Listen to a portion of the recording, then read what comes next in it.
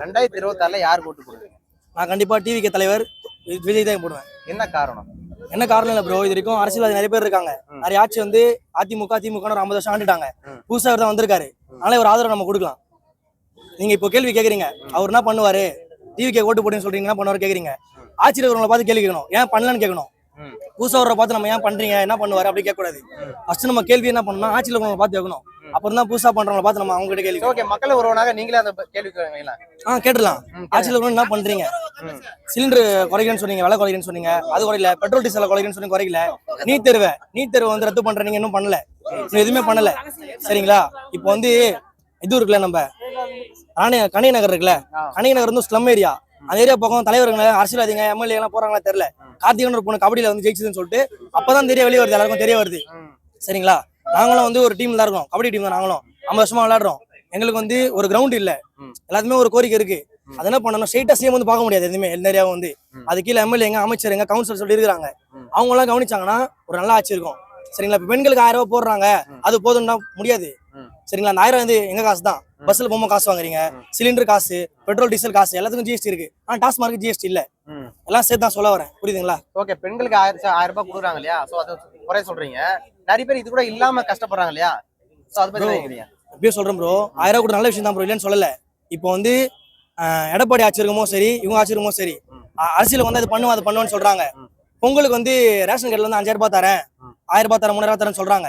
Starting வந்த புதுசுல first வருஷம் 5000 ரூபாய் கொடுத்தாங்க. அதுக்கப்புறம் நான் ஒரு 3 வருஷம் கொடுக்கல. இப்போ இந்த பொங்கலுக்கு 5000 ரூபாய் கொடுப்பாங்க. ஏன் கொடுப்பாங்கன்னா எலெக்ஷன் வருது, நல்ல காசு கொடுப்பாங்க. பெண்களுக்கு 1000 ரூபாய் கொடுக்குறன்ற திட்டத்தை மட்டும் விட்டுட்டு எல்லாத்துக்குமே கரெக்டா பேசணும் ப்ரோ. அதான் எல்லாத்தையுமே கரெக்டா பண்ணாங்கன்னா நல்லா ப்ரோ. இப்போ விஜய் தான் வரணும், ஸ்டாலின் தான் வரணும், உதயநிதி வரணும், சீமான் வரணும்னு சொல்லிட்டு இல்ல ப்ரோ. மக்களுக்கு நல்லது பண்றவங்க யார் வேணா வரலாம் ப்ரோ அரசியலுக்கு. ஓகே, விஜய் தாண்டி இங்க மக்கள்ல சேவை பண்றவங்க யார் நினைப்பீங்க அரசியல் தலைவருங்க? விஜய் தாண்டி இல்ல ப்ரோ, இப்போ விஜய் எதுவும் பண்ணல. சரிங்களா, இப்போ வந்து விஜய் வந்து ஸ்டார்டிங் வந்து அவர் அரசியலுக்கு முன்னாடி வந்து இந்த +2 +1 பாஸ் பண்ண பசங்களுக்கு மட்டும் ஒரு இது கொடுத்துட்டு இருந்தாரு, ஒரு ஆதரவு கொடுத்து ஒரு கிஃப்ட் மாதிரி பரிசு மாதிரி கொடுத்துட்டு இருந்தாரு. ஏன் கொடுக்குறாருன்னா அவருக்கு அது பிடிச்சிருக்கு கொடுக்குறாரு. அந்த மாதிரி மக்கள்ல இருந்து ஒருத்தவங்களாம் வந்து அரசியல் தலைவர் நிறைய பேர் இருக்காங்க. திருமாவளவனா இருக்கட்டும், சீமானா இருக்கட்டும், ஸ்டாலினா இருக்கட்டும், யாரனா இருக்கட்டும். இப்போ நம்ம கேள்வி வந்து சீமானையும் சரி, விரோத கட்சிகள் திருமாவளவன் சரி, தாவேகா தலைவர் விஜய் சரி, நம்ம யாரையுமே கேட்க முடியாது. ஏன் ஒரே ஒருத்தவங்க கேட்க முடியும், நம்ம ஆட்சியில் வரவங்க மட்டும் தான் நம்ம கேள்வி கேட்க முடியும். சரிங்களா, அதனால எல்லா கோரிக்கையும் எல்லா கேள்வியும் திமுக மட்டும் தான் ப்ரோ. ஓகே, ஆட்சி நல்லா ஆட்சி இல்ல ப்ரோ. ஓகே, லேப்டாப் பாத்தீங்கன்னாக்கா ஜெயலலிதா ஆட்சியில கொடுத்துருந்தாங்க. இப்ப அந்த லேப்டாப் கட் பண்ணிட்டாங்க இல்லையா, சோ அதை பத்தி நினைக்கிறீங்க? அந்த ஏமாற்றம் எப்படி இருக்கு?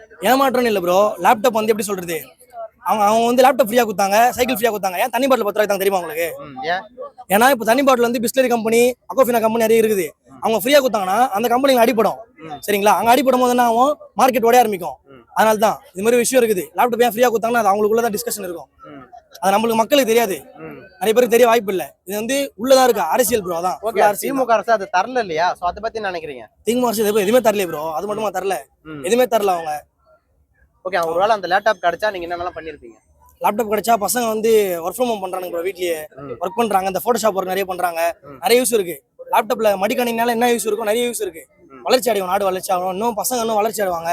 படிக்கிற பசங்க, ஆஃபீஸ் போறவங்க நிறைய பேர் ஒர்க் பண்ணலாம். அதனால தமிழகத்துல எத்தனை கட்சி இருக்குன்னு நினைக்கிறீங்க? தமிழகத்துல கட்சி இருக்குது ப்ரோ, ஆனா டாப் மோஸ்ட் பார்த்தா ADMK, DMK, TVK, NTK. Okay, 4 பேர் தான் இப்ப இருக்காங்க. சொல்லுங்க, எத்தனை கட்சி இருக்குன்னு சொல்லுங்க. எத்தனை கட்சி சொல்லுங்க? விடுதலை சிறுத்தைகள் கட்சி ஒண்ணு, அதிமுக, திமுக, அப்புறம் இந்த மாமல்லம் கட்சி ஒண்ணு இருக்குது, அப்புறம் அது காங்கிரஸ், இதெல்லாம் இருக்கு. அப்புறம் வந்து டிவிகே, இந்த மாதிரி கட்சி இருக்கு. எனக்கு தெரிஞ்ச கட்சி தான்.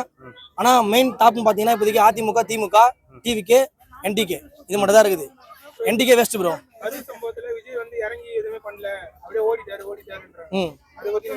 கரூர் சம்பவத்துக்கு வந்து அவர் இறங்கி வந்து ஓடிட்டாருன்னு நம்ம சொல்றோம். கரூர் சம்பவம் ஏன் வந்துச்சுன்னு கேட்டீங்களா? அதான் கேள்வி. அவரு கேட்டார்ல ஒரு இடம், ஒரு ஃபார்ம் ஃபில் பண்ணி கேட்டாங்கல்ல, அந்த இடத்த கொடுத்துருந்தா இந்த மாதிரி பிரச்சனை வந்திருக்காது. ஒரு மக்கள் கூட்ட நெரிசல் தானே இந்த பிரச்சனை வந்துச்சு.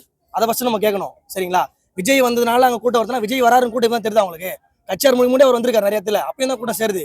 அப்ப யாரும் சாவலியே, ஏன் இப்ப சாவறாங்க? அந்த மாதிரி பிரச்சனை வருதுன்னா திமுக வந்து அந்த மாதிரி இடத்த கொடுக்கல. சரிங்களா, அந்த இடத்த கொடுக்காதனால கூட்ட நெரிசல்ல 41 உயிர் போச்சு. 41 உயிர் போச்சு. விஜய் கைது பண்ணுங்க சொல்றதுலாம் யூஸ் இல்ல. அந்த இடத்த ஏன் கொடுக்கல? ஸ்டாலினை கைது பண்ணுங்க, அப்போ உதயநிதி கிளைம் பண்ணுங்க, எல்லாருமே கைது பண்ணுங்க ப்ரோ. எந்த ஒரு பர்மிஷன் தரல ப்ரோ. அவர் ஒரு காட்சி கொடுத்தா தெரியுமா, சனிக்கிழமை இந்த ஊருக்குலாம் வரேன்னு சொன்னாரு. கரூர்ல அப்புறம் எந்த ஊருமே அவர் போல. சரிங்களா, அதுக்கப்புறம் இப்போ லாஸ்டா ஒரு வச்சாங்க ஒரு ஃபங்க்ஷன் மாதிரி. அது வந்து ஒரு அரங்கத்துல தான் வச்சாங்க, காஞ்சிபுரத்துல எங்கேயும் வச்சாங்க, ஒரு அரங்கத்துல தான் வச்சாங்க. அந்த நிலைமையை உருவாக்குறது யாரு? திமுக தான் ப்ரோ. முழுக்க முழுக்க திமுக தான். இப்போ பாத்தீங்கன்னா பாண்டிச்சேரியில அந்த மாதிரி இது பண்ணிருக்காங்க, அதுலயும் அனுமதி மறுக்கிறாங்க. Okay bro. தமிழ்நாட்டுல தான் இந்த மாதிரி நடக்குதுன்னா பாண்டிச்சேரி யூனியன் டெரிட்டரி ப்ரோ, அது நம்ம வேற ஸ்டேட்டே இல்லை, அது வேற ஒரு இது அது நம்ம எதுக்கு தேவையில்ல. நம்ம தமிழ்நாட்டை பத்தி பேசணும். ஏன்னா இப்போ தமிழ்நாட்டில் வந்து இப்போ விஜய் வராரு, இது பண்ணுவாரா, உங்களை நான் சொல்றேன், மீடியா கொண்டு சொல்றேன், விஜய் வருவாரு, இது பண்றாரா, அது பண்றாரான்னு கேட்காதீங்க. கேள்வி ஆட்சியர்களை பார்த்து கேள்வி கேளுங்க, சரிங்களா? உதயநிதியை கேள்வி கேளுங்க, அன்பில் மகேஷை கேள்வி கேளுங்க, ஸ்டாலினை கேள்வி கேளுங்க, எல்லாரையும் கேள்வி கேளுங்க. அவங்களை கேள்வி கேட்டீங்கன்னா பதில் ஸ்டேட்டா கிடைக்கும், மக்களுக்கு டேரக்டா புரியும்.